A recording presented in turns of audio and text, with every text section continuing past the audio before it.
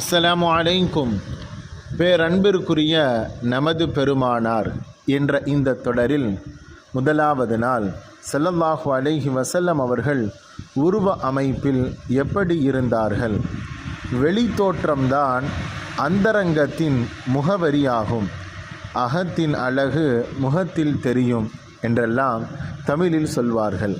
ஸல்லல்லாஹு அலைஹி வஸல்லம் அவர்கள் குறித்து அனஸ் ரலியல்லாஹு அன்ஹு அவர்கள் சொல்வார்கள், கான ரசூலுல்லாஹி ஸல்லல்லாஹு அலைஹி வஸல்லம் ரபஅத்தன் லைஸ பித்தவீலி வலா பில் கஸீரி ஹஸனல் ஜிஸ்ம்.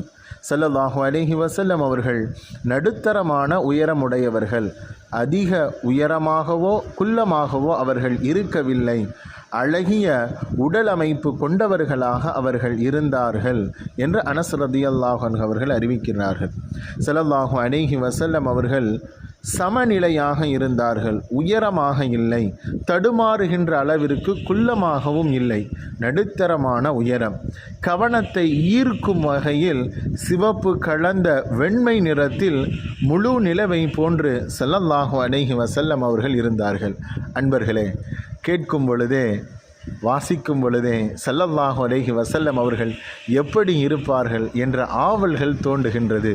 உலகத்தின் தலைவர், முழு நிலவு, இன்றளவிலேயும் இந்த அகிலத்தில் இருளை நீக்க வந்த அந்த ஒளி எவ்வாறு இருக்கும் என்ற மிகப்பெரிய ஆவல் நம்மிடத்திலே துவங்குகின்றது.